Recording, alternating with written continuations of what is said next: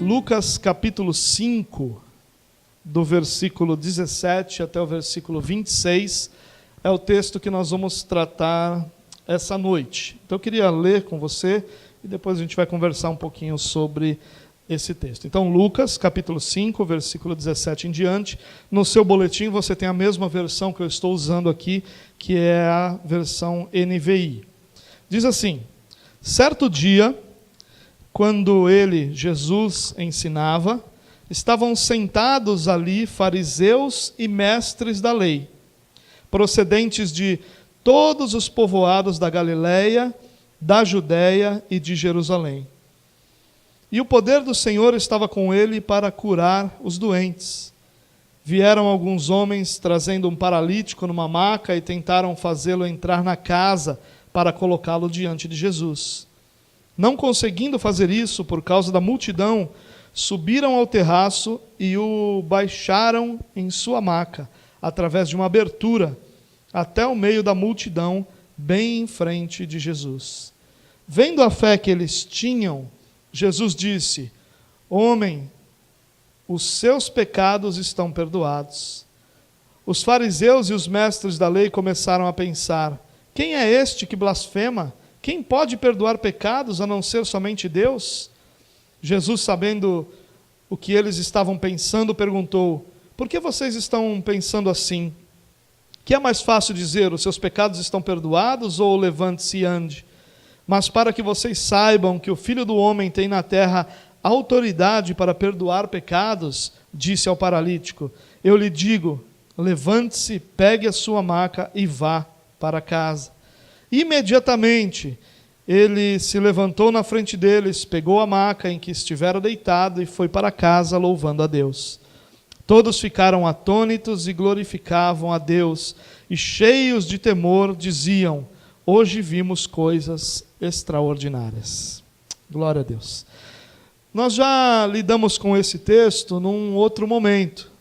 A última mensagem que eu compartilhei com vocês dos evangelhos foi exatamente nessa mesma passagem. Nós lemos um outro texto, o texto de Marcos, mas nós tratamos dessa mesma passagem, a passagem que está relatada tanto em Mateus, quanto em Marcos, quanto aqui também em Lucas. Mas eu queria essa noite lidar com um aspecto específico dessa passagem, um aspecto que vai estar presente em todo o texto dos evangelhos, nos 4 evangelhos e também em todo o restante do Novo Testamento. Na verdade, eu queria lidar essa noite especificamente com o tema da escravidão da religião. Na verdade, talvez a palavra correta aqui fosse religiosidade, né? E para nós, muitas vezes, essa palavra não tem a força que ela deveria ter, ela não tem a importância que ela deveria ter. Nós não levamos a sério a religiosidade como nós deveríamos levar, ao lado negativo dessa religiosidade. E eu digo religiosidade, não religião, porque religião é apresentado com muitos aspectos positivos nas Escrituras. E a religiosidade, aqui que vai ter sempre um aspecto mais negativo, vai ter sempre um aspecto como fruto, não da interação entre Deus e o homem, mas uma espécie de caricatura daquilo que são os ensinos do Criador. Isso que vai ser a religiosidade, uma vida que vai ser ligado muito mais a uma caricatura daquilo que é a verdade, do que uma vida na própria verdade. Bom, então eu quero falar, como eu disse a vocês, hoje, sobre a escravidão da religiosidade, o que ela pode produzir na vida dos homens, quais são os seus efeitos, e os seus efeitos são devastadores na espiritualidade cristã. E é basicamente sobre isso que eu queria falar. Aproveitando o fato de que pela primeira vez no seu evangelho, Lucas vai apresentar os fariseus, os mestres da lei, os religiosos. Mas eles vão estar em grande parte das passagens do Novo Testamento, que nós vamos encontrar esse embate entre os religiosos e sobre Jesus. É interessante notar que Lucas vai iniciar o seu relato destacando esses homens. Ele vai dizer, olha, certo dia, enquanto Jesus ensinava, estavam sentados ali fariseus e mestres da lei procedentes de todos os povoados da Galiléia, da Judéia e de Jerusalém. Então ele começa o seu relato destacando esses homens. Ele não faz isso à toa, ele faz isso porque quer exatamente destacar como esses homens agem. Enquanto Jesus ensinava, esses homens estavam sentados diante dele, ocupando ali boa parte do espaço, homens que vieram de toda a Galiléia, que é onde Jesus está na cidade de Cafarnaum, e o pessoal de Cafarnaum, mas não só de Cafarnaum, mas de toda a Galiléia, que era a região onde ele estava, se reúne para ouvir Jesus, e nisso muitos fariseus, muitos mestres da lei, mas também ele fala que muitos vieram da Judéia lá no sul de Israel, e de Jerusalém em especial. Jerusalém ficava na Judéia, mas Jerusalém é o centro da religiosidade judaica, é lá onde estava o templo, lá, a partir de Jerusalém, tudo acontecia na vida religiosa. Mas quem eram esses homens? Só para a gente começar a nossa conversa. Os fariseus, eles formavam um grupo religioso dentro do judaísmo. É muito comum a gente encontrar a palavra seita, né? Eles formavam uma seita dentro do judaísmo. Esse grupo alegava ser muito zeloso pela lei. E ele era muito zeloso, externamente zeloso. Eles vão surgir, os fariseus vão surgir naquele período interbíblico, entre Malaquias e Mateus, onde o evangelho estava ali sendo preparado nos seus últimos detalhes, mas onde não há nenhum relato, né? Deus estava trabalhando no meio do seu povo, mas não há nenhum relato, nenhum escrito, nenhuma escritura entre Malaquias e Mateus, um período de cerca de 400 anos, que é chamado de período interbíblico. Nesse período, muitas coisas aconteceram na nação de Israel, e esse grupo então surge. Alguns estudiosos vão trazer esse grupo lá de Esdras, lá da reconstrução do templo, na saída do povo da Babilônia, porém, nós vamos encontrar mesmo esse grupo forte, esse grupo visível nesse período interbíblico, mas quando Jesus chega, ou quando Jesus inicia o seu ministério, nós vamos encontrar esse grupo já muito forte. Não era grande, um historiador chamado Flávio Joséfo diz que existiam só cerca de 6.000 fariseus, não era um grupo grande, mas era um grupo muito poderoso, um grupo que dominava o cenário religioso de Israel, um grupo que coordenava muitas das ações, grande parte, para não dizer todas, das ações religiosas em Israel. É um grupo que tinha suas origens na classe trabalhadora, na classe média, no que nós chamaríamos, né, de classe média, mas um grupo com muita força religiosa, com muita força política, inclusive, e eles se autoproclamavam uma espécie de guardiões da lei para o povo de Israel. Eles tinham para si a missão de guardar a lei para o povo, de proteger a lei para que o povo pudesse, então, obedecê-la. A palavra fariseu vai vir derivando de uma palavra que significa separado, não é esse o significado, mas é derivado, mas dá essa ideia de que era um grupo separado, um grupo santo, um grupo que se isolava relacionalmente com estrangeiros e até mesmo com outros grupos dentro dos judeus. Um teólogo chamado Vincent Young, ele vai dizer o seguinte desse grupo. Ele vai dizer que havia algo errado na sua religião. E ele não estava se referindo ali à religião do Antigo Testamento. E é um equívoco que muitos de nós cometemos em achar que a religião desses fariseus, dos mestres da lei, dos judeus de uma forma geral, era a mesma religião do Antigo Testamento. E não era. Embora a religião deles tinha base, era baseada no Antigo Testamento, ela já era muito diferente na sua forma, nos seus valores, no próprio ensino. Então ela tinha uma base do Antigo Testamento, mas ela não era mais a mesma religião. E ele diz que muitas pessoas vão cometer o equívoco de pensar que os fariseus eram hostis a Jesus, porque eles eram muito zelosos ou muito inflexíveis quanto a seguir a lei de Moisés ou a lei do Antigo Testamento. Mas era o oposto. O que eles faziam, anulavam os mandamentos de Deus, e o próprio Jesus falou isso, que eles anulavam os mandamentos por meio das suas tradições. Mateus 15. Ele continua dizendo que esse grupo tinha inventado regras, tinha inventado costumes que eram supostamente ligados aos mandamentos de Deus, mas que na verdade redefiniam e substituíam os mandamentos de Deus em suas vidas. Jesus vai dizer que a profecia de Isaías vai se aplicar a eles, e a profecia de Isaías diz assim: em vão me adoram, seus ensinamentos não passam de regras ensinadas por homens. Em resumo, os fariseus vão representar o que de pior existia dentro de um grupo religioso. Eles perverteram aquilo que eram os mandamentos, eles, segundo eles mesmos diziam, colocavam uma cerca em volta dos mandamentos, impedindo que o pecado alcançasse, segundo eles, mas que na verdade transformou a religião deles num corpo de regras exteriores.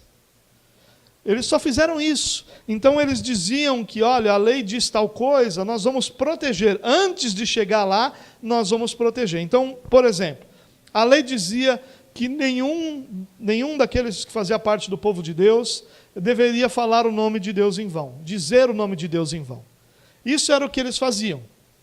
Isso era o que a lei dizia. O que eles fizeram? Eles criaram uma cerca em volta disso. Então eles nem pronunciavam o nome, para não correr o risco de usar o nome em vão. Então, é isso que eles fizeram. Ao invés de obedecer aquilo que a lei dizia, eles criaram regras que antecipavam essa obediência para eles nunca terem que chegar lá.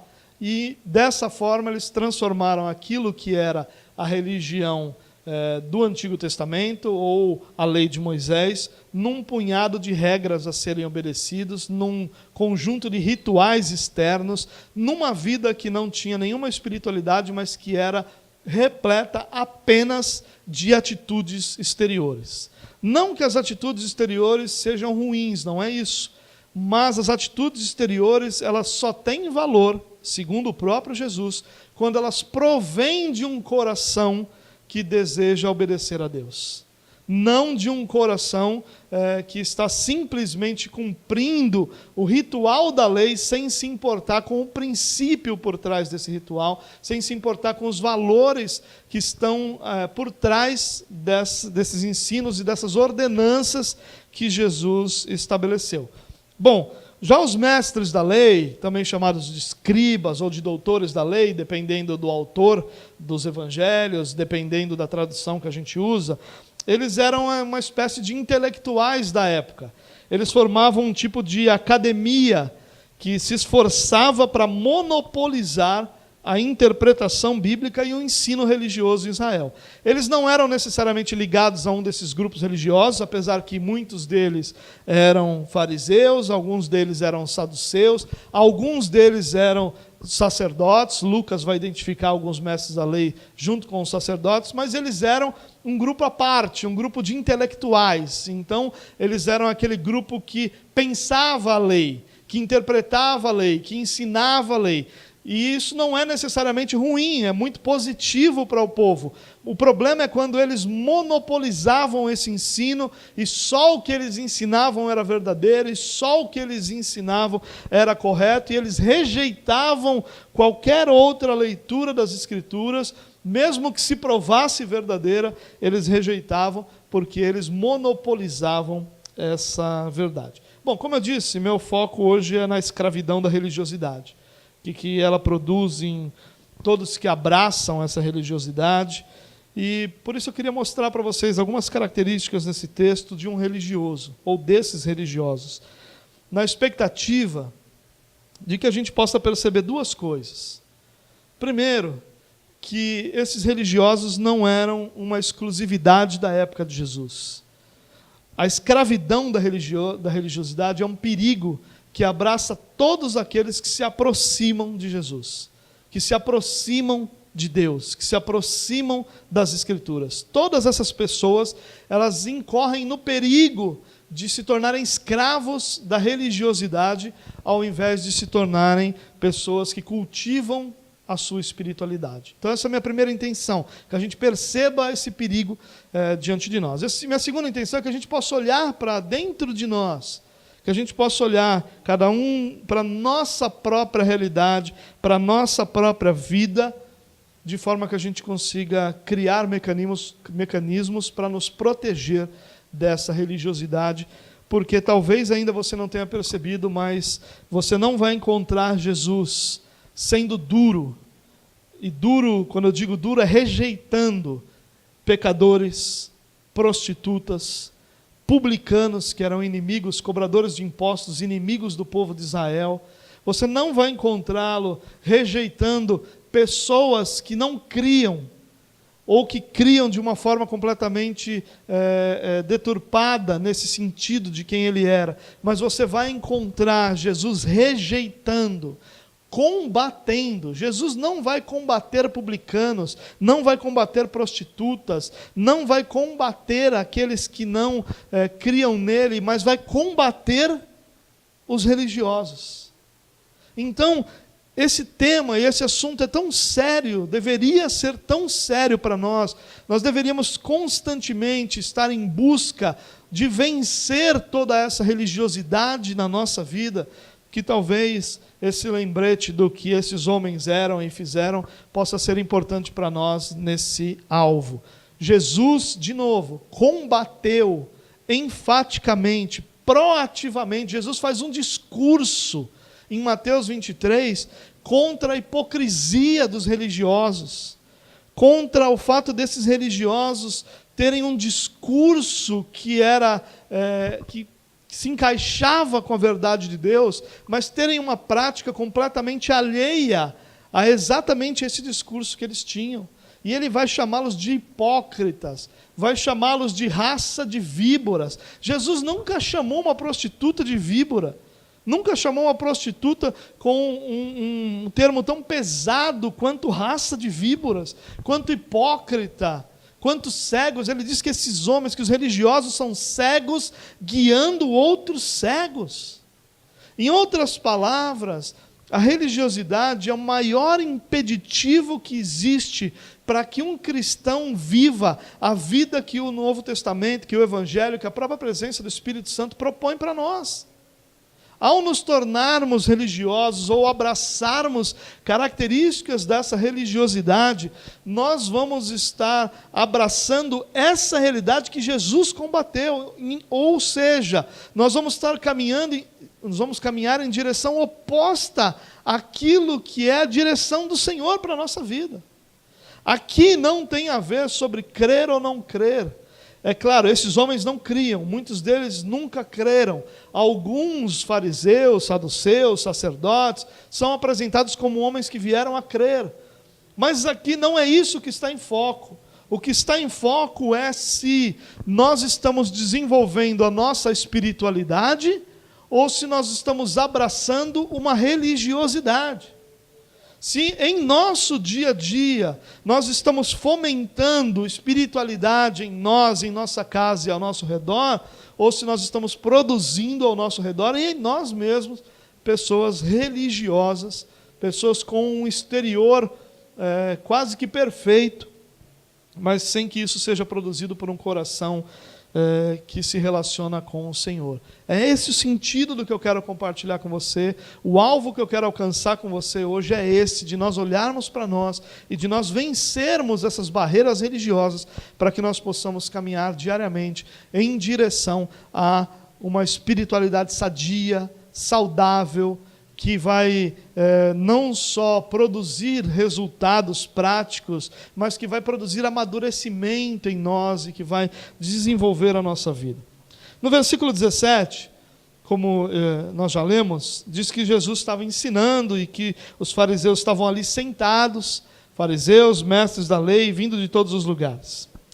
E a primeira lição que eu aprendo aqui é que um religioso, e me permita mais uma vez usar esse termo de forma negativa, existe um lado negativo do religioso. Todos nós somos pessoas que têm um envolvimento religioso. né? A igreja é um lugar de encontro religioso. Então tem um lado positivo. Eu estou usando religiosidade e religioso aqui num sentido totalmente negativo da palavra. Bom, um religioso ele é sempre apto para avaliar a postura, o discurso e a vida dos outros. Essa é a primeira característica do religioso. Ele está sempre pronto para avaliar como é que está a vida do outro. Sempre pronto. Ele está sempre pronto para sentar, para te ouvir, para sentar e te analisar, para sentar e ver você, para olhar o que você está fazendo e ali decidir se aquilo está certo ou está errado. Essa é a primeira característica do religioso. Esses homens estavam lá, diante de Jesus, simplesmente para avaliar o que Jesus estava falando.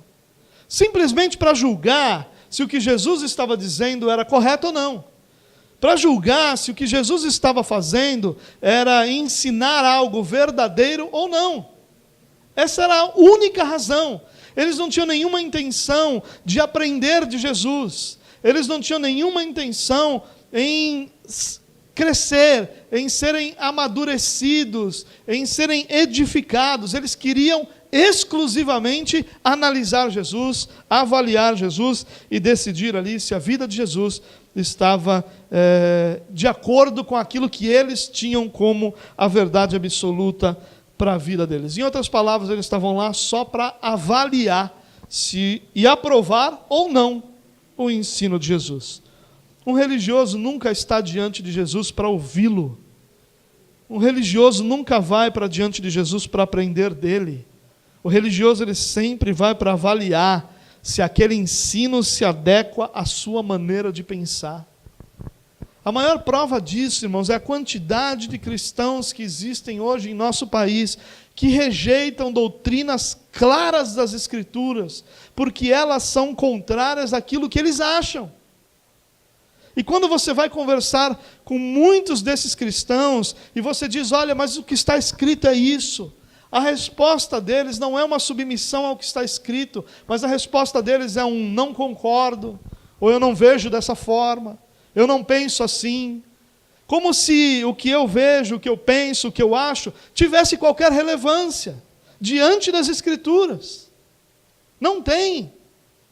Na verdade, um religioso ele sempre vai usar como argumento aquilo que ele acha, aquilo que ele sente, aquilo que ele percebe, em detrimento de usar como base para o estabelecimento das suas ideias ou da sua cosmovisão as próprias Escrituras, as próprias palavras de Jesus. Então, o que nós encontramos hoje? Cristãos que gostam de determinadas doutrinas, mas não gostam das outras.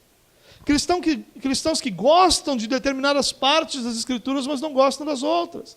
Cristãos que gostam de determinados temas, mas não gostam dos outros. Cristãos que vão gostar de determinadas realidades que a Bíblia ensina, como se aquilo fosse apenas um suporte para o que eles já creem. E vão rejeitar outras porque aquilo é contrário ao que eles já creem. Então, o ponto de partida da teologia do religioso é sua própria mente, e não as Escrituras. E é isso que esses homens estão demonstrando ali, sentados diante de Jesus, para ouvir Jesus e ao final poder dizer se aprovavam ou não o ensino de Jesus. Muitas vezes nós queremos que os ensinos se adequem à nossa maneira de pensar, isso é religiosidade. Nós devemos nos submeter ao que as Escrituras ensinam, e não adequar as Escrituras para que se encaixe ao nosso pensamento. Isso é algo muito importante para a vida de qualquer cristão honesto que deseja desenvolver espiritualidade e não religiosidade. Esses religiosos se comportam assim hoje também diante da igreja. Eles vão rejeitar os ensinos que ferem seus valores pessoais e vão abraçar aqueles que lhes são confortáveis. Então, eles vão rejeitar, por exemplo, qualquer doutrina que lhes seja difícil. Então, se a pessoa tem uma dificuldade do perdão, ele vai criar toda uma teologia que vai chegar à conclusão que ele só perdoa se ele quiser, e não que ele deve perdoar. Se a pessoa tem uma determinada dificuldade com algum ponto, ele vai criar toda uma teologia que vai chegar como ponto central o que ele já pensava. E ele vai adaptar todos os textos e adaptar todos os pensamentos e fazer uma leitura do texto totalmente de acordo com aquilo que ele já achava para chegar à conclusão de que ele estava certo. Porque a única coisa que importa para o religioso é estar certo. A verdade não importa. O que importa é estar certo. E o religioso vai sempre lutar para estar certo. Para os religiosos daquela época e dos nossos dias, a palavra não é o ponto de partida das suas crenças, mas o apoio para crenças já estabelecidas. E a rejeição para aquelas crenças que já foram rejeitadas no coração de cada um. Então, o primeiro aspecto de um religioso é que o religioso não valoriza as Escrituras. Apesar dele dizer que valoriza, apesar dele dizer que o zelo dele é pelas Escrituras, na verdade ele está realmente em busca de que aquilo que ele pensa, aquilo que ele acha, aquilo que ele entende, aquilo que ele sente, sejam apoiados pelas Escrituras. E ele vai em busca de estar correto, ao invés de ir em busca da verdade. Isso é algo muito importante para a gente pensar. A gente encontra isso na crucificação de Jesus. Nós vamos encontrar o Pilatos, por exemplo, em busca de estar certo, ao invés de estar em busca da verdade. Ele sabia que Jesus não tinha cometido nenhum crime, mas ele prefere estar certo, e quando eu digo estar certo, ele vai agir de forma a que ninguém o condene por uma atitude errada. Você agiu errado, você não ouviu o povo, você permitiu essa rebelião acontecer, porque aconteceria uma rebelião se ele não crucificasse Jesus ali, e ele só queria estar certo, ele queria que ninguém o confrontasse estando errado, ao invés de estar em busca da verdade. E isso é algo muito perigoso para nós, irmãos, porque a nossa busca precisa ser pela verdade. A fundamentação da nossa vida precisa ser a verdade, por mais difícil que seja para nós e para aqueles que estão ao nosso redor. Porém, em busca de estarmos certos, nós vamos sempre perdendo a verdade pelo meio do caminho. No versículo 21, nós encontramos um pouquinho mais sobre esses homens. Olha o que o texto diz. Os fariseus e os mestres da lei começaram a pensar. O que aconteceu ali? Os homens descem aquele paralítico diante de Jesus, e Jesus diz para esse homem, vendo a fé de todos que estavam ali, dos que o desceram, e do próprio homem, porque havia necessidade de uma fé pessoal, ele diz para aquele homem, os seus pecados estão perdoados. E aí o versículo 21 diz, os fariseus e os mestres da lei começaram a pensar, quem é esse que blasfema? Quem pode perdoar pecados a não ser somente Deus? Eles começam a pensar no seu coração, a pensar na sua mente, a pensar no seu íntimo, quem é esse que blasfema? Quem pode perdoar pecados a não ser somente Deus? E a primeira coisa que eu vejo aqui é que o religioso é incrivelmente rápido em sua rejeição. O religioso não para pensar. O religioso não reflete. O religioso não medita. O religioso não questiona. O religioso não senta para entender.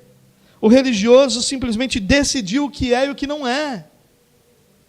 O religioso, ele escuta, mas não te ouve. O religioso, ele recebe o que foi dito e de forma alguma reflete sobre isso. Ele não medita sobre isso, ele não coloca isso em oração, ele já tem uma resposta pronta. Porque como todo religioso, tudo que ele quer é estar certo. Estar certo é mais importante do que estar ao lado da verdade. Eles não pensaram sobre o assunto, você não vê eles pensando, no mesmo momento eles começam a questionar, quem é esse camarada? Quem é ele que está blasfemando? Quem é que pode perdoar pecados senão Deus? Ele já tinha uma resposta pronta. E uma resposta baseada em teologia, hein? Não esqueça isso. Eles não se levantam e dizem, Jesus, não é só Deus que deveria perdoar pecados? Por que você está dizendo isso? Eles poderiam ter dito isso. Você acha que Jesus teria dito para eles, vão para o inferno porque vocês estão me perguntando? É claro que não, Jesus teria respondido, vocês estão corretos, somente Deus pode perdoar pecados. Mas eles não perguntam. Eles não questionam. Eles não sentam, eles não se levantam, no caso, né? Já estavam sentados. No nosso caso, a gente fala sentar para conversar, né? Ali eles precisavam se levantar para perguntar. Eles não fazem isso. Eles nem sequer esperam o final do ensino de Jesus. Quando Jesus diz que estão perdoados, acabou ali no coração deles, já não tem mais nada de ensino, não tem mais nada para ouvir, eles já estão decididos no coração, eles nem permitem que esse ensino seja completamente feito. Ao ouvirem, eles já tinham um veredito: blasfemo. O religioso é sempre muito rápido em rejeitar o que ele está ouvindo. O religioso não escuta. O religioso não pensa. Não que ele não saiba pensar, ele sabe. Mas ele abre mão dessa capacidade em prol de estar certo. A segunda característica que eu encontro aqui nesse trechinho que a gente leu é que um religioso não manifesta misericórdia. Ele não manifesta. Jesus está dizendo a um paralítico, e o termo paralítico aqui provavelmente se refere a alguém com uma doença degenerativa, ou seja, que não estava somente paralítico e permaneceria paralítico, mas que era paralítico e estava se degenerando até a morte. Alguém que não sabemos há quantos anos estava vivendo essa realidade, e Jesus está dizendo para ele que seus pecados estão sendo perdoados, e esses homens em nenhum momento demonstram misericórdia por aquele que estavam sofrendo. Religioso nunca demonstra misericórdia. Religioso está certo, e já que eu estou certo, você deve ser punido. Já que eu estou certo, você deve ser rejeitado. Já que eu estou certo, você não tem direito a falar mais nada. Ele não demonstra misericórdia. Não tem misericórdia para aquele homem que estava sofrendo. E é uma das principais e maiores características de alguém que foi regenerado e que está desenvolvendo a sua espiritualidade, é ser misericordioso. Porque quando ele olha para o espelho, ele vê alguém que, se não fosse pela misericórdia do Senhor, teria sido consumido por seus pecados. E ele vai olhar para outros da mesma forma, sem a expectativa ou a cobrança de que esses outros sejam perfeitos, mas exercendo misericórdia, por saber que a nossa natureza é frágil, que a nossa natureza é caída, que a nossa natureza é incapaz de alcançar a perfeição, e que só pode existir relacionamento verdadeiro onde há misericórdia. A religiosidade quebra com relacionamentos, porque onde há religiosidade não existem relacionamentos verdadeiros. Existem relacionamentos de cobrança, de pressão, de exigência, e que se tornam, ao final da história, relacionamentos falsos, porque a única forma que nós temos de fugir da falta de misericórdia do religioso é nós sermos falsos. É nós dizermos que está tudo bem quando não está. É nós não chorarmos quando desejamos chorar. É nos controlarmos quando nós desejamos expressar o que estamos sentindo. É sermos falsos. Porque sendo falso, nós estaremos sendo agradáveis ao religioso. Esse tipo de relacionamento não é verdadeiro. Esse tipo de relacionamento não é cristão. Esse tipo de relacionamento não produz maturidade, não produz vida, não produz nada. Só relacionamentos verdadeiros podem produzir vida. Só relacionamentos onde a verdade, onde a nossa incapacidade é exposta, onde nossa fragilidade é exposta, onde nossa imperfeição é exposta. Só diante dessa realidade, relacionamentos são verdadeiros. Caso contrário, eles serão sempre relacionamentos sem misericórdia e simplesmente religiosos. Ao invés de pensar num homem que estava sofrendo há muitos anos, que estava destinado à morte e que estava agora sendo perdoado, tudo o que eles se preocupam é se Jesus tinha ou não autoridade para falar o que ele estava falando. Religioso sempre vai tratar assuntos secundários como assuntos principais. Ele sempre vai focar no detalhe ao invés da coisa grande. Ele sempre vai focar naquele detalhezinho, aquilo que não foi feito do jeito que ele gostaria, ao invés de focar no coração de quem está fazendo, na intenção de quem está fazendo, na verdade daquilo que está sendo feito. Terceira característica nesse texto que eu percebo aqui, é que nós aprendemos uma lição. E a lição que a gente aprende é que a teologia pode ser ofuscada pela arrogância. A teologia é algo valiosíssimo para a igreja. Uma igreja sem teologia é uma igreja sem Cristo. Porque nós conhecemos Cristo, nós somos apresentados a Cristo, a sua obra de salvação, as suas ordenanças. Tudo isso que eu estou falando é teologia. Quando você diz, eu creio em Jesus Cristo, você está fazendo uma afirmação teológica. Porque ao você usar Jesus Cristo, você está se referindo àquele que é apresentado nas páginas das Escrituras como salvação, é teologia. A mais simples declaração cristã, Jesus é amor, é teologia. Porque é parte, é uma dos atributos, das características de quem Deus é, ser amoroso. Isso é teologia. Não existem afirmações cristãs verdadeiras que não sejam teológicas. Toda afirmação cristã é teológica. Teologia é um presente de Deus para a igreja. Teologia é algo que o Senhor concedeu à igreja para que a igreja cresça, para que a igreja aprenda, para que a igreja não seja enganada. O próprio Jesus disse que o povo é enganado porque falta conhecimento. Conhecimento é teologia. Tudo que você aprende é teologia. Tudo que se relaciona a Deus é teologia. Teologia é algo valioso para a igreja. Mas a teologia traz consigo um perigo enorme. E o perigo que a teologia traz consigo é de ser ofuscada pela arrogância. Quando um coração arrogante abraça a teologia, sua mente é ofuscada, porque a arrogância vai produzir isso. A declaração desses homens era correta. Ninguém pode perdoar pecados senão Deus. Somente Deus pode perdoar pecados. Mas na sua arrogância, eles não dão crédito a quem está falando. E eles vão dizer, quem é esse que blasfema? Quem é esse camarada que está falando uma blasfêmia como essa? Esse foi o pensamento deles, quem é esse? Na sua arrogância, eles não podiam aceitar que aquele homem, cujo título era Nazareno, o lugar de onde, segundo eles mesmos, nada bom podia vir, alguém que tinha suas origens na Galileia, porque lá seus pais moravam antes do seu nascimento, nasceu na Judéia, é verdade, mas tinha suas origens lá, porque lá seus pais moravam, que passou grande parte da sua infância, adolescência, juventude, lá na Galileia, um lugar completamente longe do centro religioso. Quem é esse que vem com esse papo de perdão?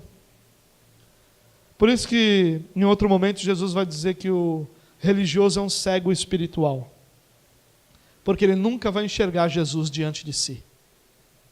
A sua arrogância vai cegá-lo de uma forma tão grande, que não importa o que Jesus faça, ele não enxerga. Não importa. Houve um momento em que Jesus, fazendo milagres, teve esses milagres creditados ao próprio Satanás. Porque quando o religioso vê Deus fazendo alguma coisa, e ele não consegue enxergar Jesus fazendo aquilo ali, porque ele é cego pela sua religiosidade, pela arrogância da sua religiosidade, sabe o que ele vai fazer? Ele vai acreditar aquilo a algo que não seja Deus. Ele vai dizer que aquilo não é Deus, ele vai encontrar uma maneira de mostrar que aquilo não é Deus. Então ele vai dizer que o que curou foi Deus, que a manifestação de Deus era pura emoção, que aquelas palavras não eram bem assim. Ele sempre vai encaixar o que ele pensa com aquilo que está acontecendo. Porque sua teologia, que é em grande parte correta, é ofuscada pela cegueira produzida por sua arrogância. Ao invés de usufruir do momento em frente ao Messias, eles preferiram rejeitá-lo. E assim os religiosos fazem. Eles estão num ajuntamento como esse, e ao invés de usufruírem da presença de Jesus, de crescerem, de aprenderem, de se desenvolverem, eles preferem rejeitar. Rejeitar cada uma das partes, ou todas as partes, ou alguma das partes de uma reunião como essa. Por causa da cegueira da sua religiosidade. A gente aprende aqui também, é que o religioso, ele tem como característica não ser aberto a aprender. Religioso não quer aprender nada. Por que eles não perguntaram Por que Jesus estava falando aquilo? Por que eles não perguntaram, Senhor, isso que o Senhor está falando me parece blasfêmia? Não precisava chamar de Senhor. Jesus, isso que você está falando me parece blasfêmia, porque só Deus pode perdoar pecados. Você pode me explicar melhor sua declaração? Por que eles não fizeram isso? A razão é simples, porque eles já sabiam. Quem já sabe não precisa aprender. Você sabe quanto é 2 mais 2? Você sabe, não sabe? Então, se no final da reunião alguém te chamar, irmão, vem aqui que eu quero te ensinar alguma coisa, e dizer, olha, que é 2 mais 2, eu vou te ensinar a fazer essa conta, o que você vai dizer para ele? Irmão, eu já sei, você não precisa me ensinar isso, porque eu já sei. E é por isso que você não pergunta para ninguém quanto é 2 mais 2, porque você já sabe. E aquilo que a gente já sabe, a gente não pergunta. E aquilo que a gente já sabe, a gente não precisa aprender. E o religioso sempre acha que sabe, sempre tem certeza que sabe, por isso ele não precisa aprender mais nada. Por isso ele não precisa perguntar mais nada. Por isso ele se reveste de uma soberba, se colocando acima de todos aqueles que estão para aprender. Porque ele já sabe. E aí então eu decido que eu já sei. E que eu não preciso mais de respostas. Quem não precisa de respostas, não tem nada para aprender. E por isso esses homens não perguntaram nada para Jesus. E por isso esses homens não esperaram o final do ensino de Jesus. E por isso esses homens não esperaram o desfecho daquela história, porque eles já sabiam. E quando a gente já sabe, a gente não precisa aprender. Versículo 24 diz assim, Jesus vai dizer, olha homens, por que vocês estão pensando assim no seu coração, tal? O que é mais fácil? É mais fácil perdoar ou é mais fácil dizer levante e ande? Ou curar? E versículo 24, Jesus diz assim, mas para que vocês saibam que o Filho do Homem tem na terra autoridade para perdoar pecados, disse ao paralítico, eu lhe digo, levante-se, pegue a sua maca e vá para casa. Imediatamente ele se levantou na frente deles, pegou a maca em que estivera deitado e foi para casa louvando a Deus. Se alguém tem verdadeiro zelo por Deus, teria se quebrantado nesse momento. É o que aconteceu com esses homens. Com outros que estavam lá. Eles louvaram a Deus. E muitos vão dizer, olha, a gente está vendo coisas extraordinárias. Mas os religiosos não. Você não encontra os fariseus e os mestres da lei louvando a Deus. Você não os encontra voltando para Jerusalém dizendo, encontramos o Messias. Você não os encontra se reunindo e dizendo, esse é o Messias que nós estamos esperando. É Ele que veio para trazer redenção a Israel. Você não encontra essa reação. E sabe por que Jesus faz isso diante desses homens? Jesus traz o perdão na melhor oportunidade que ele podia trazer. Como obviamente não era de se esperar outra coisa de Jesus. Alguém que sabia o que estava no coração do homem, ele não saberia o melhor momento? Certamente sim. Mas tem um detalhe aqui interessante sobre essa passagem. Os rabinos ensinavam que era impossível que alguém fosse curado sem que esse alguém fosse antes perdoado. Então eles ensinavam o seguinte, para que você que tem uma enfermidade seja curado, primeiro Deus precisa perdoar você. Se Deus te perdoar, Deus vai te curar. Se Deus não te perdoar, você vai permanecer debaixo dessa enfermidade. Esse era o ensino dos rabinos. Os rabinos tinham um ensino muito ligado entre a doença, o sofrimento e o pecado. Então você vai ter um paralítico visto pelos religiosos como alguém que era daquela forma por causa dos seus pecados. Você ia ter um leproso que era visto daquela forma, que segundo os rabinos era leproso porque era pecador e Deus estava punindo ele. Muitos pecados, você vai encontrar uma passagem onde vão perguntar para Jesus sobre um cego de nascença, quem pecou, ele ou seus pais? Essa era a mentalidade desses homens. Eles iam pensar, estavam sempre dizendo que se você está sofrendo é por causa dos seus pecados. É mais ou menos o que a teologia da prosperidade ensina hoje. A teologia da prosperidade vai dizer que se você não está vivendo a melhor vida que um homem pode imaginar, tem algo errado com você. É a mesma linha, é o mesmo pensamento, é a mesma raiz. Só que aqui os rabinos vão focar muito em doenças. A prosperidade vai focar muito em ter. A teologia da prosperidade vai focar muito em ter, mas é a mesma raiz. E aí, quando Jesus cura esses homens, que acreditavam que ninguém podia ser curado sem antes ser perdoado, o que Jesus está dizendo para esses homens? Esse camarada foi perdoado. Porque se ele não tivesse sido perdoado, ele não poderia ser curado. Não é assim que vocês creem? É isso que ele está perguntando para aqueles homens lá. O que ele está dizendo é que ao curar o paralítico, os religiosos ali presentes e todo o povo deveriam entender que o paralítico havia sido perdoado. E se ele foi perdoado, é porque Jesus declarou que ele seria perdoado. E já que somente Deus pode perdoar pecados, e esse homem foi perdoado, qual é a inferência lógica? Jesus é Deus. E como Deus, ele pode perdoar pecados. É isso que Jesus está ensinando para aqueles religiosos. E eles deveriam, naquele mesmo momento, entender: peraí, ele foi curado, ele não poderia ser curado sem ser perdoado. Significa que ele foi primeiro perdoado. E como ele foi primeiro perdoado, esse homem que declarou o perdão tem autoridade para perdoar. E como só Deus tem autoridade para perdoar, esse homem é Deus. É isso que eles deveriam ter percebido ali na hora. O povo vai louvar a Deus, o povo vai reconhecer que o que eles viram foi algo extraordinário. Mas e os religiosos? Talvez você leia o texto e não fale nada sobre eles. Mas quando você lê todo o restante dos evangelhos, você vai aprender que um religioso nunca se rende. Nunca se rende. Eles nunca estão dispostos a mudar, nunca estão dispostos a reconhecer que estavam errados. Ao contrário, cada vez que você confronta um religioso, ele fica mais duro. Seu coração fica mais duro, sua realidade fica mais dura. Os religiosos não aceitaram a manifestação de Deus de uma forma diferente daquela que eles achavam que Deus deveria ter. Isso é uma característica do religioso. Não, Deus pode se manifestar, mas desse jeito. É desse jeito. Você já ouviu o ditado que diz assim: Deus ajuda quem cedo madruga? Tem muito crente que acha que isso é um texto bíblico, né? Mas, de onde você tirou, né? Segundo um candidato aí, da Bíblia, né? O cara tira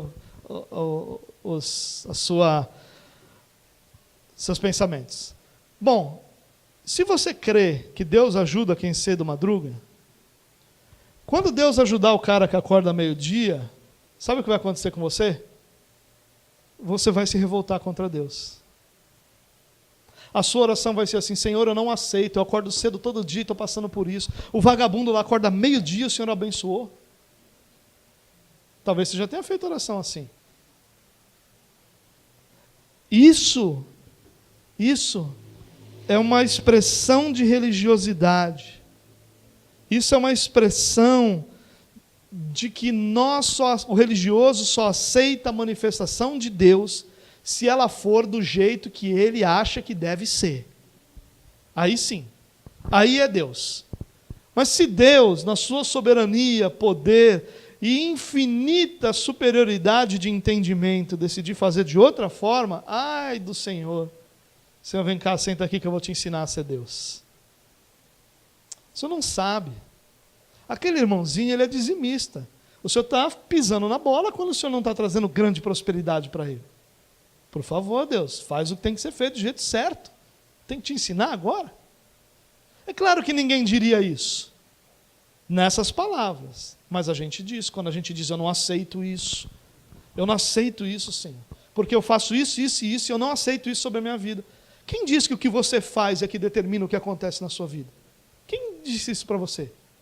Quem disse que o relacionamento de Deus com você é uma resposta às suas ações? Não é. A prova que não é que você está vivo, filho.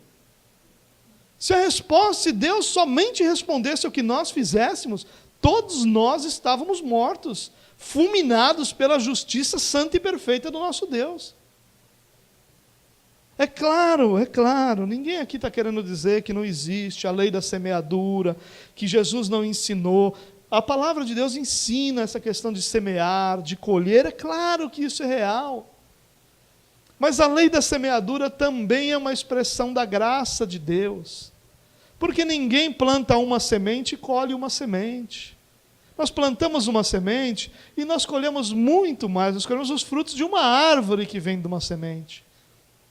É muito mais do que a semente que foi plantada. Isso é expressão de graça.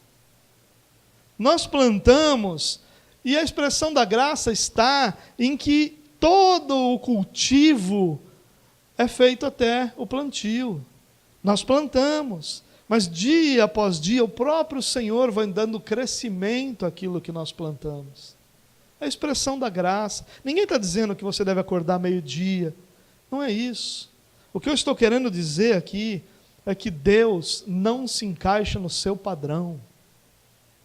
É que Deus não pode ser colocado na caixinha de fósforo que é o seu pensamento. Deus, na sua soberania, faz o que lhe apraz para a glória do seu próprio nome. Ele levanta reis e abate reis.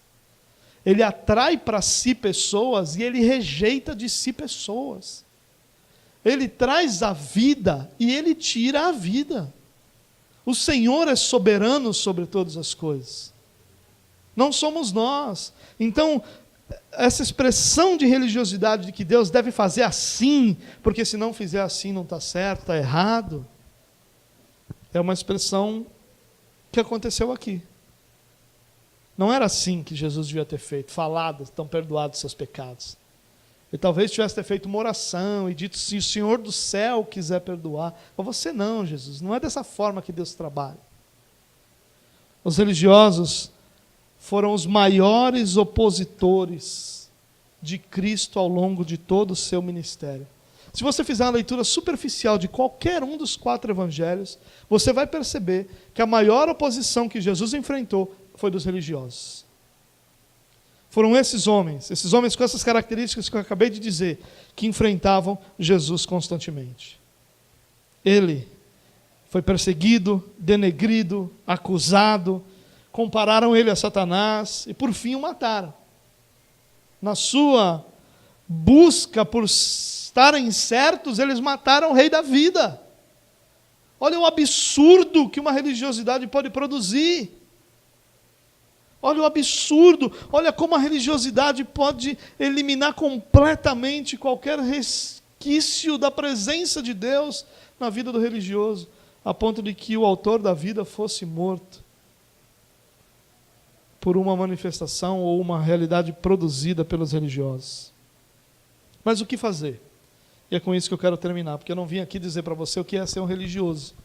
Como eu disse a você no início, o desejo do meu coração é que nós possamos olhar para dentro de nós e de repente olhar algumas dessas características e trabalhar para que elas deixem de ser reais em nossa vida, mas também entender como eu desenvolvo a minha vida de forma que essa religiosidade não se torne a minha escravidão.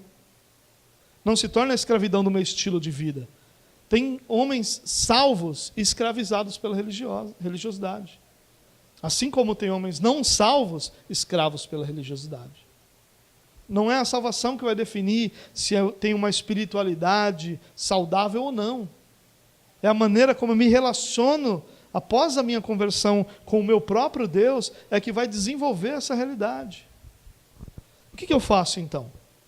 Eu queria te dar 4 conselhos.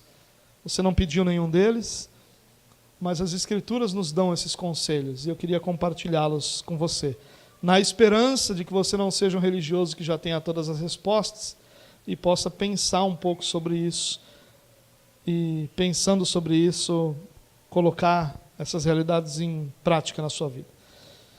O primeiro conselho que eu queria te dar é: ouça, ore e leia. As 3 coisas juntas. Primeiro, não se apresse em saber. Isso não é uma competição. Nós não estamos competindo sobre quem sabe mais ou não. Você não ganha mais pontos com Deus por saber mais. Você não é atendido na sua oração primeiro que outros porque você sabe na frente dos outros.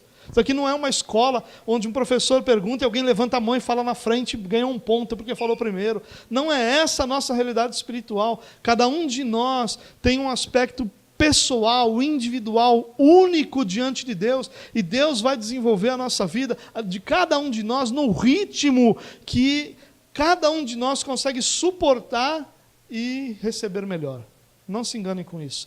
Tem pessoas que 1 ano depois da sua conversão já são missionários na África. E tem pessoas que 50 anos depois da sua conversão eles estão lutando para entender conceitos básicos da sua fé. Cada um tem seu ritmo, cada um tem seu tempo, cada um tem sua individualidade no seu relacionamento com Deus. Por isso, ouça. Não tenha pressa em saber. Ouça. Deixa a pessoa que está falando com você terminar a frase. Deixa a pessoa que está te ensinando terminar o ensino. Ouça o que está sendo falado. Ouça o que está sendo ensinado. Não feche seu coração para o que está sendo dito.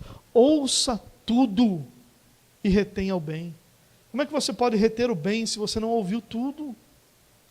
E sabe, irmãos, eu falo isso como uma grande luta pessoal. Sabe no seu celular, quando você está digitando, o celular vai completando a palavra? Meu cérebro funciona mais ou menos assim. Você está falando comigo, eu vou completando a ideia e te dou uma resposta. Às vezes não era nada disso que você queria me perguntar. Ou nada disso que você queria falar.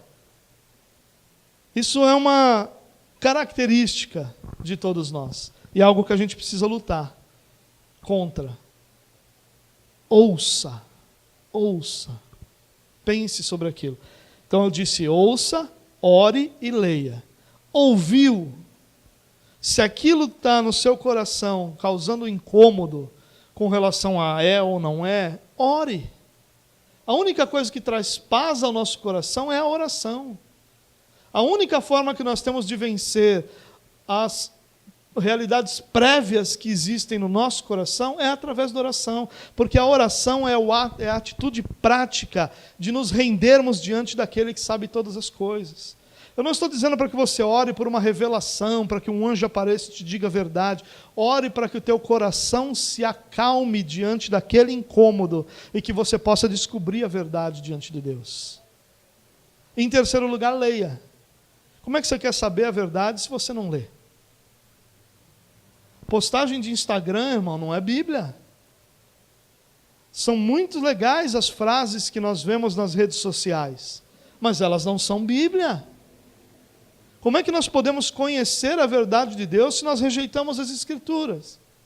Você quer saber o que um assunto diz, ou que Deus diz sobre um assunto? Leia. Vai ler o que os textos dizem sobre aquilo, vai procurar na Bíblia sobre aquilo. Se você tem uma Bíblia no seu celular, você pode fazer uma busca por palavras e encontrar onde aquela determinada palavra está sendo apresentada. Existem livros para isso também. Antigamente eram as concordâncias que nós usávamos, livros desse tamanho, onde tinham cada palavra das Escrituras e onde elas estavam. Você precisa ler. Como é que você vai saber o que Deus diz sobre determinada área da sua vida se você está buscando apenas uma intuição? Intuição não é teologia, irmão. Intuição não é a verdade. Nós precisamos ir em busca da verdade. Então, se você quer entender qualquer coisa na sua Bíblia, você não deve fazer uma única coisa, não deve só ouvir. Meu pastor falou, está certo. Uma vez eu conversando com uma pessoa, eu falei para ela sobre uma determinada ação, uma determinada situação, e ele falou assim, olha, não acredito nisso não, porque meu pastor falou tal coisa. Eu disse para ela, mas e daí que teu pastor falou? Não, mas meu pastor falou. Eu falei, filha, teu pastor não é inspirado. Não, meu pastor é inspirado sim. Deus o inspira para ele falar as coisas que ele fala. Não, não pode ser, irmão. Você vê as coisas que eu falo, não pode ser isso inspirado. Não pode ser. Mas às vezes a gente tem esse pensamento. E talvez você diga, eu não tenho esse pensamento. Tudo que me falam eu vou questionar. Às vezes. Porque aquilo que cai no teu coração como uma luva, que dá aquela massageadinha, aquilo não precisa procurar muito. Aquilo já está certo. Eu sei que é certo, eu senti que está certo. Ouça. Ore para que teu coração se acalme. E leia o que as Escrituras ensinam. Paulo vai dizer que os cristãos de Bereia eram mais nobres que os de Tessalônica. não porque eles aceitaram o que Paulo dizia, mas porque eles comparavam o que Paulo ia pregando todos os dias com o que ensinavam as Escrituras. Essa é a prática mais saudável que a gente pode ter. Se você não lê a Bíblia,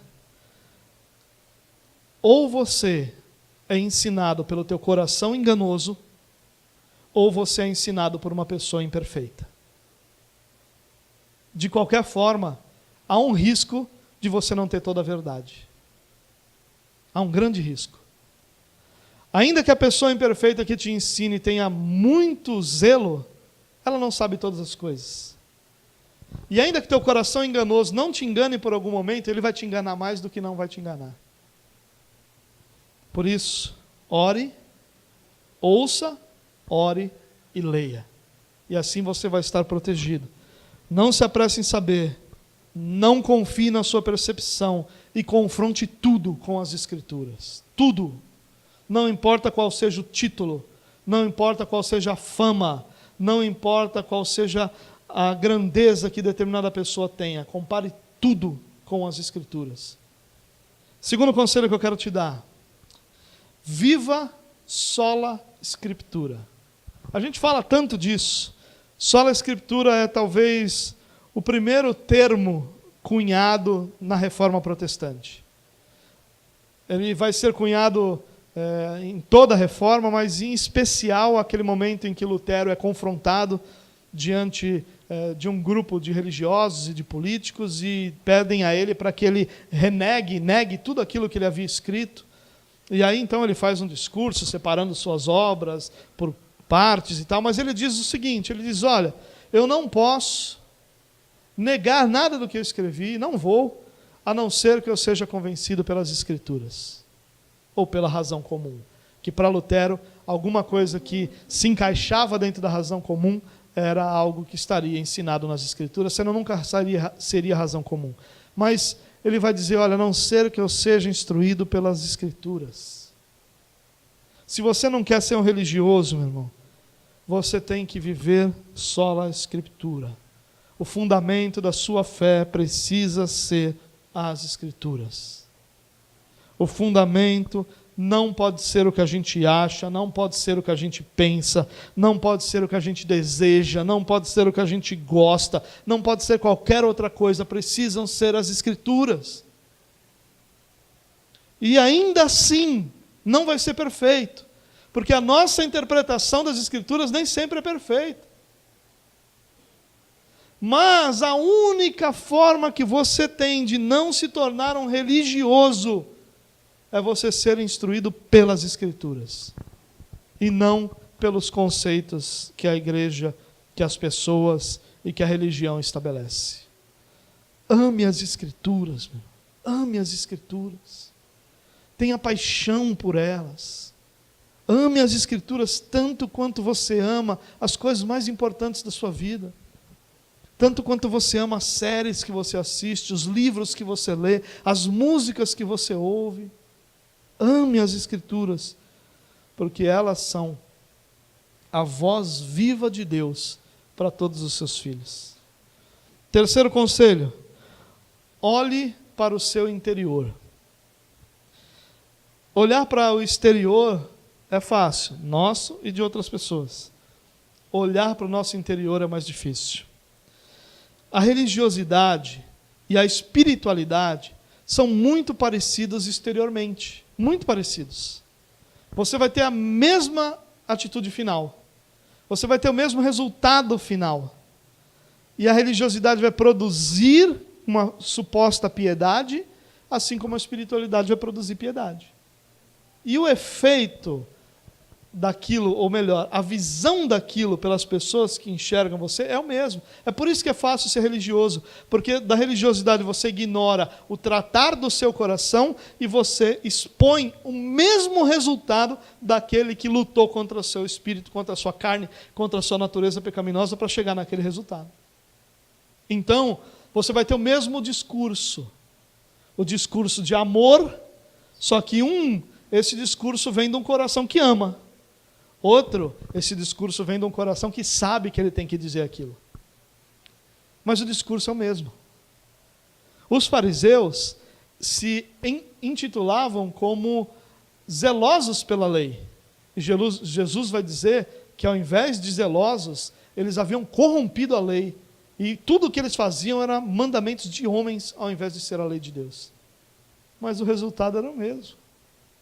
Olhe para o teu coração.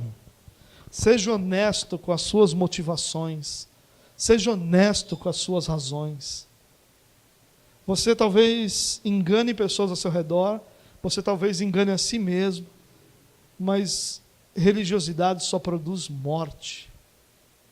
Somente uma espiritualidade saudável pode produzir vida. Olhe para o teu coração e perceba, ou descubra, ou entenda quais são as motivações de você fazer o que você faz. Quais são as razões de você fazer o que você faz? Você faz o que você faz porque é isso que os outros esperam de você? Porque isso é produzido por um desejo ardente de servir o seu Senhor? Uma certa vez eu conversando com uma pessoa sobre dinheiro, que é um dos temas mais polêmicos da igreja. Já foi mais polêmico antes de batizarmos crianças, antes de batizarmos por aspersão, foi mais polêmico. Graças a Deus, temas novos vão revigorando a polêmica da igreja. Mas uma vez eu conversando com um irmão, um homem crente, e ele disse para mim assim: dinheiro é o ponto fraco de Deus. Eu disse, É. Por quê? Porque quando você dá o seu dízimo, Deus é obrigado a te abençoar. Eu disse, olha, tua teologia aí tá que tá, hein? Não, tenho certeza disso. Eu dou meu dízimo porque Deus é obrigado a me dar de volta. Eu falei, rapaz, você já parou para pensar? Você já se escutou? Você quer que eu grave para você ouvir o que você acabou de dizer? Porque eu acho que você não está ouvindo você mesmo. Porque se alguém dissesse isso para você, você não ia ter tanta certeza. Não, eu tenho certeza. Mas o que eu disse para ele? Eu disse, olha, o que Jesus vai ensinar e confrontar os religiosos é uma coisa muito simples. Não é o que eles estão fazendo. Jesus vai confrontar por que eles estão fazendo. O que Jesus vai dizer é que a lei não é um conjunto de regras para serem estabelecidos, para serem cumpridos, mas é um conjunto de princípios para serem vividos. O resultado é o mesmo, mas o que interessa para Deus não é a atitude final que agrada ou desagrada os homens, mas é a motivação do teu coração que te levou até ali. Se você disser para mim que você acredita no dízimo como algo de Deus, e eu já cansei de dizer para vocês que eu creio nisso, e que essa é minha prática, eu creio nisso, mas se a minha motivação for receber de volta, ela está errada. E eu preciso olhar para o meu coração para descobrir por que eu oro, para descobrir por que eu estou aqui essa noite, para descobrir por que eu participo do louvor ou por que eu prego, para descobrir por que eu faço o que eu faço, qual é a motivação do meu coração. Eu faço o que eu faço por alguma razão que não seja glorificar a Deus, ou estou fazendo essas coisas para glorificar a Deus? Por que eu entrego o meu dízimo? Eu entrego o meu dízimo porque eu quero ser melhor que outras pessoas? Porque eu quero receber de volta aquilo que é meu direito? Ou porque eu quero glorificar a Deus com o modelo que Ele mesmo estabeleceu, que Ele nunca eliminou, e que ainda que todas as maldições advindas dessa desobediência tenham sido eliminadas em Cristo Jesus, eu quero honrar a Deus com aquilo que Ele tem feito pela minha vida. Qual é a minha motivação? A gente precisa olhar para dentro de nós mesmos. E esse tópico é talvez o principal tópico que me motivou a trazer essa mensagem essa noite. Porque nós estamos no início de um ano. No dia 31, provavelmente você já contou um monte de mentiras para você mesmo. Mentiras do tipo, esse ano eu não vou tomar refrigerante. Esse ano eu vou mudar a minha alimentação. Esse ano eu vou caminhar, né? Eu fiz várias dessas decisões. Todas começam na próxima terça-feira. Porque até terça-feira era um período de preparação psicológica, né? E eu estou achando que terça-feira é pouco, né? Mas nós fazemos resoluções de final de ano, porque o final de ano ele é motivador para o ser humano, faz parte de nós. Você não se sente motivado por um novo ano? Alguma coisa acontece com você, ou você se sente motivado dizendo, tenho mais um ano pela frente, vou encarar esse ano e coisas vão mudar na minha vida, ou você diz, meu Deus, começou mais um ano, mais uma vez vai ser tudo igual, tudo como era antes, mas alguma coisa você olha para esse ano. E já que a gente está no início do ano, já que você está pensando em mudanças, já que você está pensando em realidades que você quer construir para a sua vida, eu tenho esse conselho para você, ore para você. Olhe para dentro de você e analise quais são suas motivações e suas razões. Não cabe a nenhuma outra pessoa julgar suas razões. Quando a Bíblia fala sobre não julgar, ela não está falando sobre julgar o que foi feito. Isso, a Bíblia diz que nós devemos julgar segundo a reta justiça. Então, não caia nessa de que nada deve ser julgado. Há sim muito que deve ser julgado. Aquilo que é visível deve ser julgado. Quando Jesus disse para que a gente não julgue, ele está falando sobre motivações do coração. Nenhum de nós é capaz de julgar a motivação do teu coração. Eu não sei qual é a motivação do teu coração, você não sabe qual é a minha em muitas situações. Porém, você sabe qual é a motivação do seu próprio coração. E se você quer viver uma vida de espiritualidade, você precisa olhar para o teu coração e se livrar de qualquer resquício de religiosidade que esteja te impedindo de viver o melhor relacionamento com Deus que você pode viver. Em último lugar, eu vou terminar com isso. Desenvolva sua espiritualidade. Religiosidade se desenvolve com regras. Você vai criando regras e você vai se adaptando àquilo. Vou dar um exemplo simples disso, de uma regra que nem é uma regra escrita. Você percebe como qualquer pessoa que chega na igreja, depois de alguns meses que ela passa aqui, ela já não está mais te cumprimentando como boa noite? Em algum lugar perdido no sótão da religiosidade evangélica, ela vai descobrir o paz do Senhor. E aí ela vai abraçar isso como um mantra, e ela vai dizer para todo mundo, paz do Senhor. Ninguém ensinou isso a ela, não tem nenhuma lição de discipulado vai dizer agora que você é cristão, cumprimentem-se uns aos outros com a paz do Senhor. Não estou dizendo aqui também que você não deve, não é isso. O que eu estou dizendo é que é uma regra não escrita, que todo mundo em algum momento vai abraçando. E quando eu chego em algum lugar, principalmente no meio onde essa expressão é muito usada, e eu digo boa noite, ninguém me responde boa noite. Todo mundo só me responde a paz do Senhor. Amém, a paz do Senhor, vai dando paz aí, que é o que eu mais quero na minha vida. Assim se constrói religiosidade. Fazendo aquilo que os outros esperam que se faça. Falando do jeito certo, vestindo do jeito certo. E ninguém está dizendo que você não deve se vestir ou falar de uma maneira boa. Mas isso não é espiritualidade, irmãos.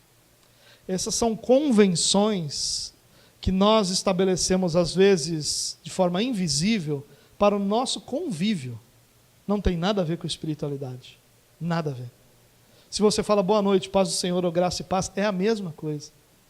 A única coisa que importa é a sua educação em cumprimentar alguém quando você chegar. É só isso. Alguns vão dizer uma outra coisa, talvez mais jovem. Não importa.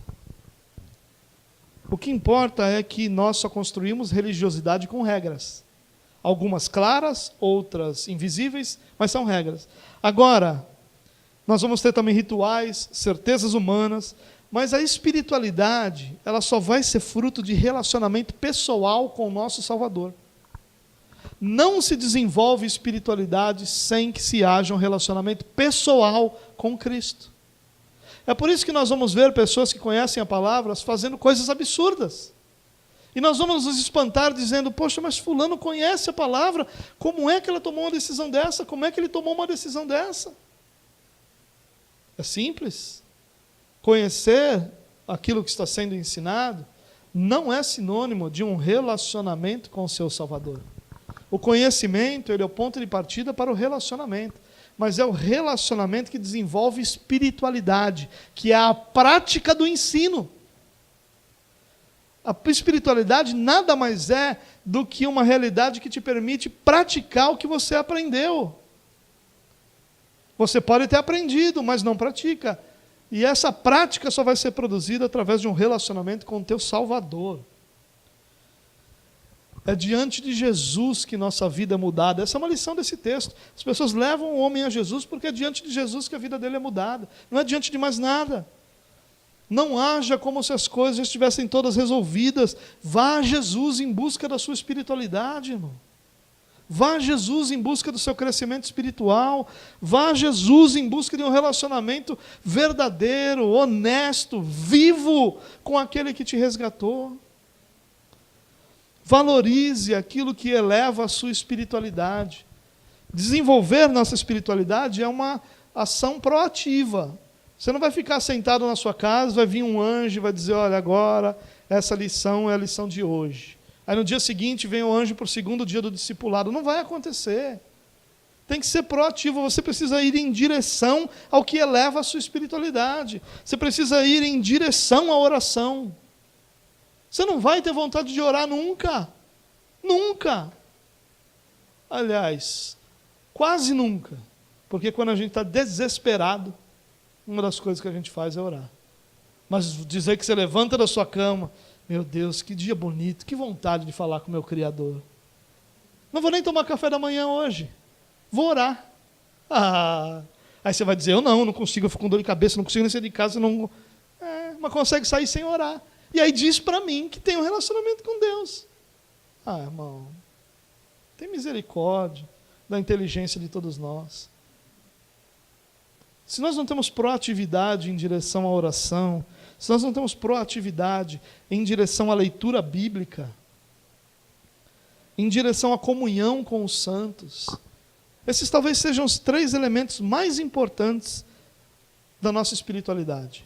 Comunhão dos santos, leitura bíblica e oração.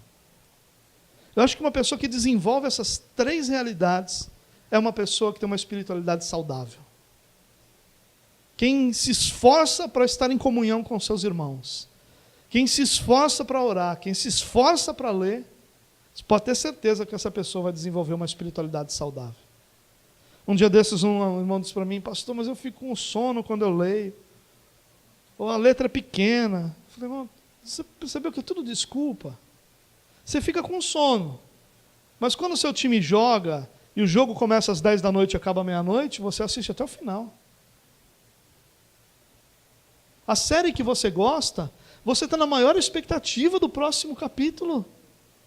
Mas será que você está na maior expectativa do próximo capítulo que você vai ler na sua palavra, na sua Bíblia?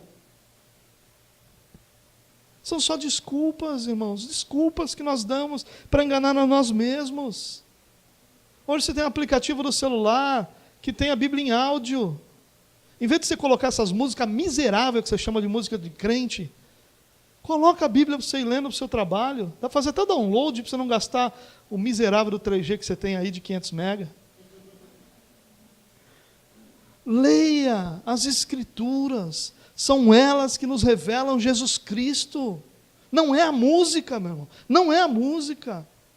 Sabe, eu creio, para mim, que um crente não deveria, de forma alguma, ter qualquer outra atividade antes de falar com o seu Deus. Nenhuma. Ele não deveria ir no banheiro lavar o rosto antes de falar com o seu Deus. E ele não deveria priorizar nenhuma outra atividade antes de ler a palavra de Deus. Ele não deveria ouvir uma música, não é regra isso aqui não, tá? É só uma tentativa de valorizar aquilo. Não deveria ouvir uma música, não deveria assistir um jornal, não deveria abrir o Facebook enquanto não tivesse lido as Escrituras. Porque isso realmente demonstraria que ele crê que as Escrituras são palavra viva de Deus para ele. Eu quero terminar te dizendo uma coisa. Religiosidade é natural. Todo ser humano é religioso. Não existe ser humano não religioso. Talvez você diga para mim, mas e o ateu? O ateu é religioso. O Deus dele é ele mesmo. A teologia dele é não crer. Ele crê em alguma coisa, ele crê que Deus não existe. Ele crê. Ele vive pela fé que ele tem do mesmo jeito que qualquer outra religião tem. Religião é natural. Todo ser humano é religioso. O texto de Eclesiastes vai nos dizer que Deus colocou em nós o desejo, o anseio pela eternidade. Mas mesmo assim nós não entendemos o que Ele faz. Isso é inato ao homem. Todo ser humano precisa encontrar uma resposta para a sua espiritualidade, para a sua eternidade, para a sua existência. Todo ser humano precisa. Isso é natural. E é fácil a gente criar nossas religiões. É fácil a gente criar nossas maneiras de ver Deus, aquilo que Deus faz ou não faz. Espiritualidade não é natural. Espiritualidade é construída. Se nós não construirmos nossa espiritualidade, nós nunca teremos uma espiritualidade saudável. E é isso que nós precisamos para a nossa vida. Uma espiritualidade saudável, que exalte, glorifique e que torne o nosso Deus o centro da nossa própria vida.